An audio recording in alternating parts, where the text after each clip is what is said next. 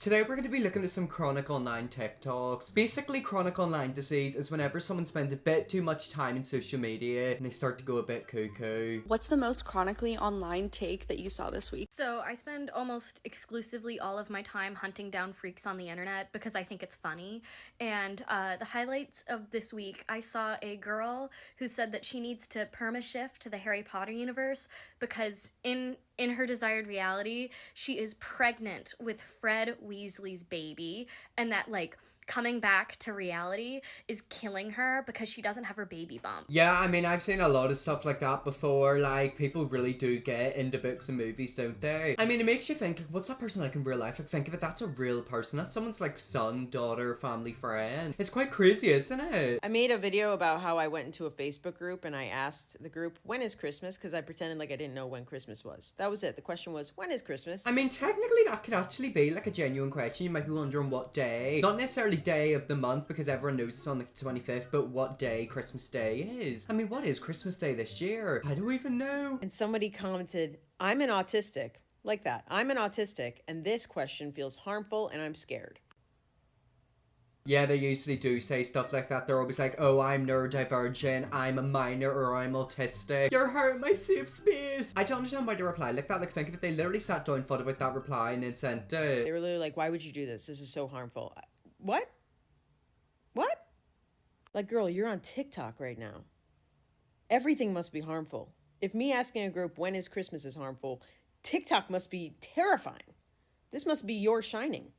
Luckily, some other people commented and said, I'm autistic and this is fine. What are we doing? Exactly. It's like, I feel like some people purposely get offended for the sake of being offended. Like, how is that making you feel unsafe or, like, uncomfortable? Do you only ask you when Christmas was? Yet again, these people scare me. Like, they are worse than Karens. I feel like Karens is kind of, like, old. We now have to deal with the chronic online people. I feel like what definitely takes the cake is the resurgence of the argument that people who encourage financial stability before having a child is a form of eugenicism. I'm gonna be completely honest, I don't even know what eugenicism is. What does that mean? That's like a big word. I just looked it up and it's apparently got something to do with racial improvement or planned breeding. I don't know what that means. Because I am almost 100% certain that most, if not all, of the people making these arguments have either never struggled financially or do not have any kids.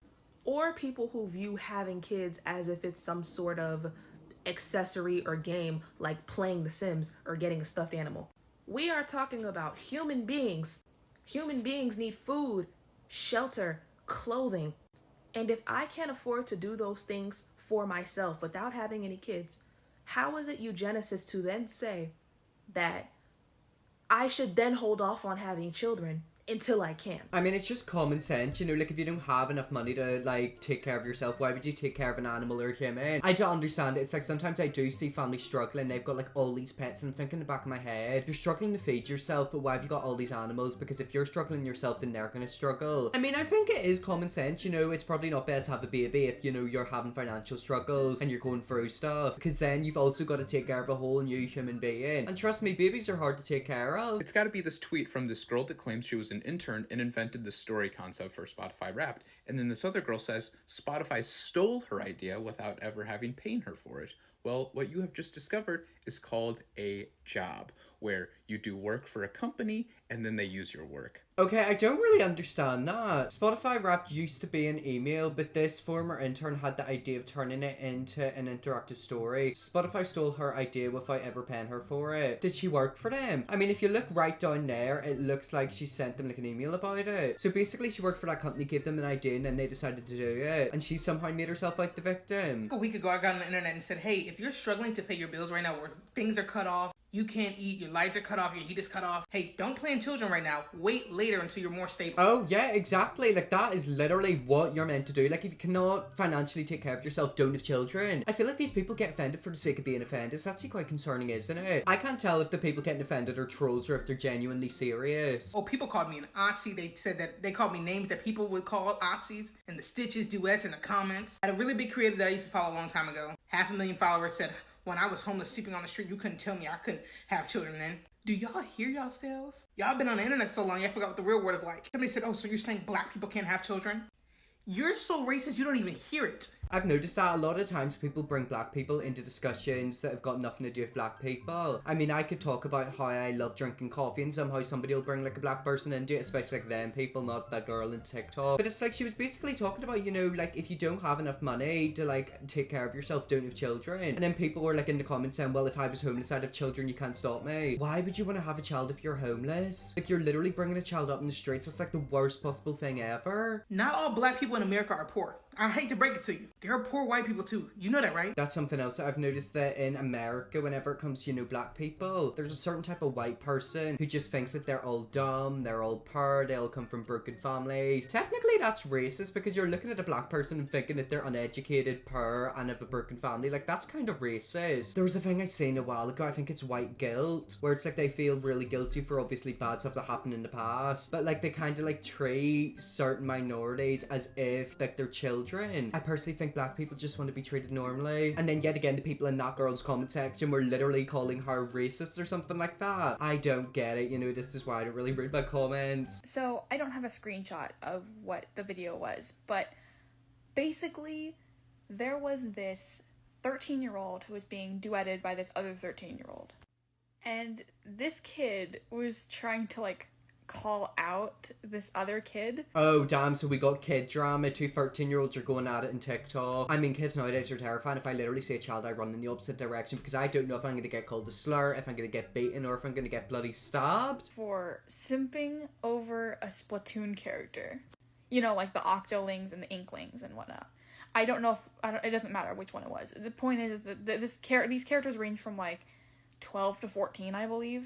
Which is in that kid's age range, by the way, so I don't see an issue. Basically, Splatoon is like a game, you know, like Fortnite, kind of like a cartoon character. Simping means that they kind of like have a crush, you know, they want to date them. So a 13-year-old was simping for a Splatoon character, another 13-year-old duetted them, calling them out. What are you calling them out for? But this other kid saw an issue with it. So much so that they called this kid for simping for that character. And their reasoning for that was saying that the character is a minor, and even if you are a minor, you still shouldn't be simping for minor characters. Which is so funny to me. What the Yeah, what the indeed. Yet again, this is kids, so like these kids are eventually going to grow into adults. Yet again, I don't know if they're trolling or if they're genuinely being serious, but because a 13-year-old had a crush on a cartoon character, I mean, I had a crush on cartoon characters whenever I was younger, and that cartoon character happened to be the exact same age I called a paedophile. I mean, nowadays the word paedophile doesn't even have a meaning behind it because apparently a 15-year-old and a 16-year-old dating is paedophilia. I don't understand it. It actually happened in person, but like the whole concept was extremely chronically online, so I'm gonna share it anyways. I was in my business elective class and we were sharing stories about like bad management or sketchy things that employers have done that we've worked for, or like walkouts, stuff like that happens with people's work. And this girl was telling a story about how she had to contact HR about this whole debacle because her work wasn't paying her. And our professor was like, oh my God, what do you mean you weren't getting paid? And she was talking about this one time that she went to work and the power went out. So all the systems, you know, shut down and they couldn't do anything. So they closed down the business early that day and sent everyone home because they couldn't function without their internet, I guess. And she was talking about how she didn't get paid for that. And I'm like sitting there thinking like, what do you mean? Like for the hours that you were there? Because she said that she was only working for like 3 hours or something and then they all had to go home. And then she clarified and she was like, no, I'm talking about the whole shift. I didn't get paid for the whole shift. Well, I mean, yeah, funny enough, you're only there for 3 hours. If you're going to be there for 3 hours, you're only going to get paid 3 hours. It's not making a lot of sense, is it? She did get paid for those 3 hours, but she wasn't paid for like her whole normal shift. And so my professor was like, I'm missing the point. Like, you weren't there. Why would you get paid? And this girl was like, well, it's not my fault. The power went out. Like, this is still my job. I still need to be paid. But it's like, babes, like, I get that. But, like, if the business isn't running and you're not there physically working, like, why would they have to pay you? I don't know. I just thought it was funny because, like, I work at a restaurant and there's been times where the system has gone offline and, like, we haven't been paid, like, that day, but we'll get paid, like, the next day. But it's because we keep working. We work the whole shift. I mean, yet again, whenever it comes to situations like that, it's like if you work for a specific amount of hours, you're obviously going to get paid. You know, if you go into work and, like, you get sent home, you're not going to get paid for the hours that you're not there working. That is how it works, isn't it? Yeah, so if you're in a building building working, and then like you're only there for like an hour, but you're meant to be working for 12 hours, but like you only work for an hour, you're only gonna get paid for that hour. I mean, I don't know, we just have to let that girl live in her own wee bubble. Well, anyways, that's some Chronic Online TikToks. If you want to see me do more, let me know, I definitely will. Press the big red subscribe button, and just to see you all in my next video.